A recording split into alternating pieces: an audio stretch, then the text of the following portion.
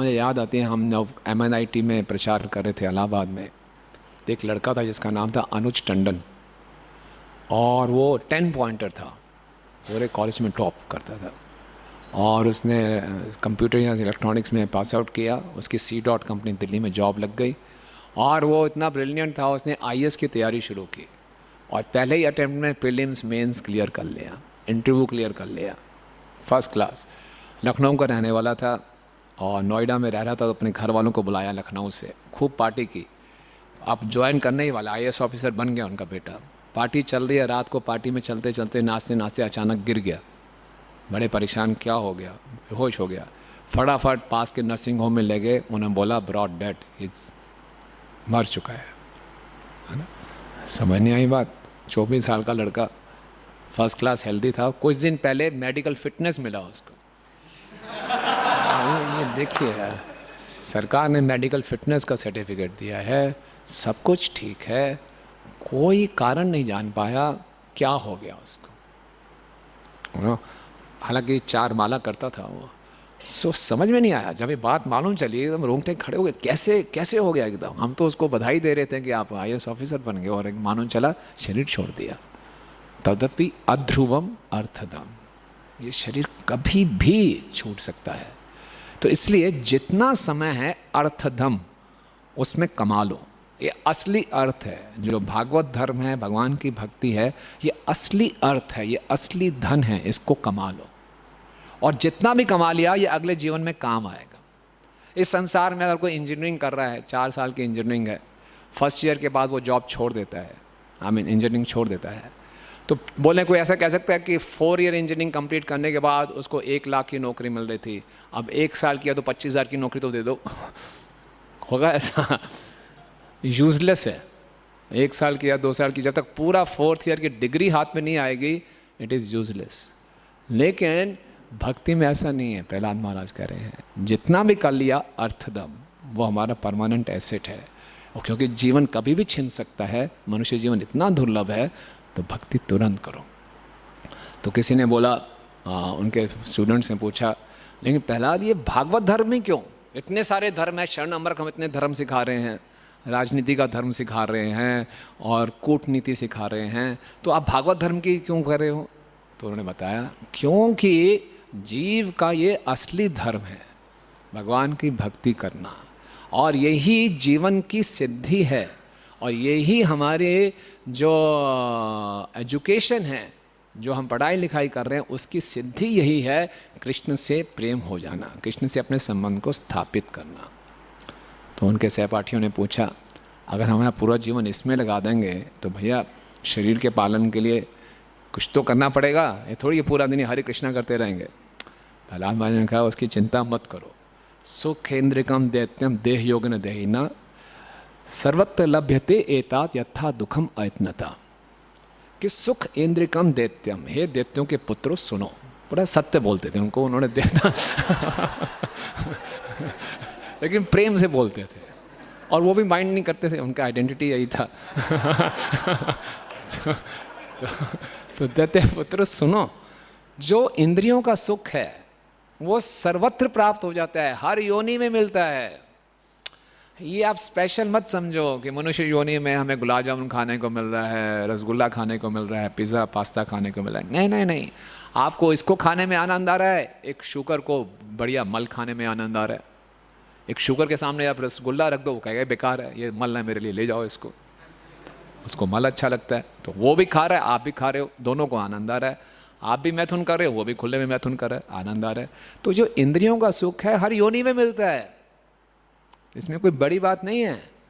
और लेकिन कितना मिलेगा यार, कुछ पढ़ेंगे लिखेंगे, बढ़िया डिग्री होगी, बढ़िया पोस्ट होगी, खूब अच्छी सैलरी होगी, बढ़िया मकान, बढ़िया गाड़ी, अच्छी लड़की से शादी, तो होगा ना कुछ, तभी कर पाएंगे।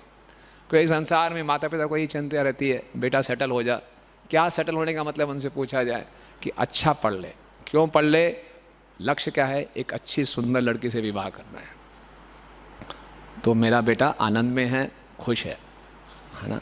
तो उसके लिए बेटा भी इतना उत्साहित हो जाता है कि वो सुंदर स्त्री से विवाह करना है, उसके लिए जो मर्जी मुझे रटा दो, रट लूँगा। सारी जो मॉडर्न फिजिक्स की इक्वेशन है, जो करना है कर लूँगा, रात रात भर जाग जाऊँगा, सब कुछ खेल कूद बंद कर दूंगा, खाना पीना बंद कर दूंगा, पागल हो जाऊंगा, लेकिन मेरे को लक्ष्य क्लियर है। उसके लिए जो तपस्या करनी है करूंगा। और सब उत्साहित करते हैं, हमारा बेटा कितना अच्छा है, कितना लक्ष्य पे केंद्रित है एकदम। उसको अच्छा माना जाता है, सब उसकी तारीफ करते हैं, बहुत अच्छा बेटा हमारा, बहुत अच्छा बेटा है, क्यों? अपने लक्ष्य की तरफ बढ़ रहा है। तो ये बोलते हैं, हम सोचते हैं जब ये सब अच्छी चीज़ें प्राप्त कर लेंगे तो बहुत सुखी हो जाऊंगा मैं। प्रहलाद महाराज कह रहे नहीं, जितना आपके भाग्य में है उतना ही मिलेगा, आप ट्राई कर लो। अगर ऐसा होता तो इतने बड़े बड़े सब पीएचडी करके सबको बहुत सुखी होना चाहिए था, सभी धनवान लोगों को सुखी होना चाहिए था। यही है ना, इसी को जीवन में सफलता मानी जाती है। तो आप सर्वे कर लीजिए सर्वे। नहीं, यथा दुखम अयत्नता, हमारे भाग्य में जितना दुख है उतना ही सुख का कोटा है। ये कोटा फिक्स है, हमारे भाग्य के अनुसार कोटा फिक्स है। तो इसमें पागलपन है ये। ना तो अपने कोटा से एक बूंद ज़्यादा मिल सकती है, ना कोटा से एक बूंद कोई कम कर सकता है। कोई हमारे जीवन का सुख हमसे छीन नहीं सकता, कोई ज़बरदस्ती हमें सुख दे नहीं सकता। जब हम इस संसार में जन्म लेते हैं 6 चीज़ें पक्की हैं, कितना हमें सुख मिलेगा, कितना हमें दुख मिलेगा, कितना हमारे पास धन आएगा, कितना धन जाएगा, कितना यश मिलेगा, कितना अपयश मिलेगा, पक्का है, बस फिक्स्ड है। तो फिर क्या करना? तो क्या फ्री है हमारे पास? हमारी स्वेच्छा। इन परिस्थितियों में हम कैसे रिस्पॉन्ड करते हैं, ये फ्री विल है, ये स्वेच्छा है। तो ये इसके चक्कर में मत पड़ो, ये हमारी गलत फहमी है कि इस तरह से हम अच्छी पोजीशन में आके सुखी हो जाएंगे। और हम देखते हैं कि व्यक्ति को तभी तो वो कुंठित होता है, ये सब कुछ कर लिया जो मैंने प्लान किया था, सुख तो मिला नहीं। तो बोले ऐसा मत करो। तो बोले फिर क्या करें? तत्प्रयासो न कर्तव्य। इस भौतिक जगत में प्रगति करने के लिए, सेटल करने के लिए कोई प्रयास मत करो, ये सारा टाइम वेस्टेज है। तो फिर क्या करो? बोले जो भी आपके पास समय है, जो भी आपके पास शक्ति है, वो भगवान को जानने के लिए लगाओ। इतना सुंदर संदेश है ना? हम किसी भी अवस्था में हैं, किसी भी आयु वर्ग के हैं, किसी भी आश्रम के हैं, ये उपदेश हम सब के लिए बहुत महत्वपूर्ण है ना? तो ये समय व्यर्थ मत गवाओ। ये थोड़ी सी गलत फहमियाँ दूर हो जाएं तो हमारे जीवन का लक्ष्य स्पष्ट हो जाएगा। लेकिन उनके स्टूडेंट्स ने बोला, लेकिन प्रहलाद हम तो भाव आश्रित हैं, इस संसार में पड़े हुए हैं, तो कैसे भक्ति कर पाएंगे? आसपास का वातावरण देखो, इस संसार में हम रहते हैं।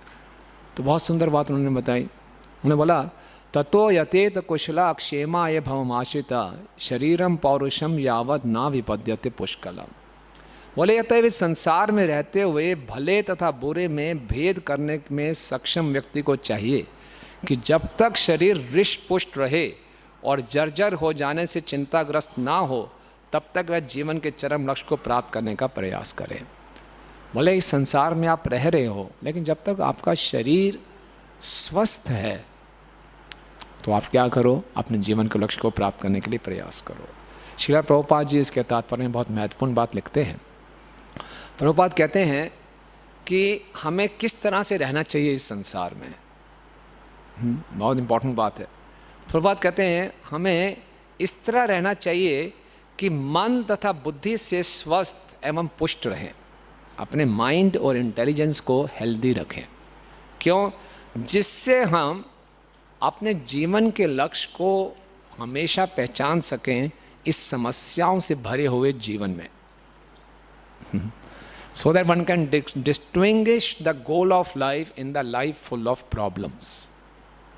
इस संसार में हम रह रहे हैं तो संसार में समस्या ही समस्या है, तो हमारा पूरा समय क्या लगता है? इन समस्याओं के समाधान में लग जाता है ना? और जब पूरा जीवन इस समस्याओं के समाधान में लग जाता है तो जीवन का असली लक्ष्य है उसको हम भूल जाते हैं।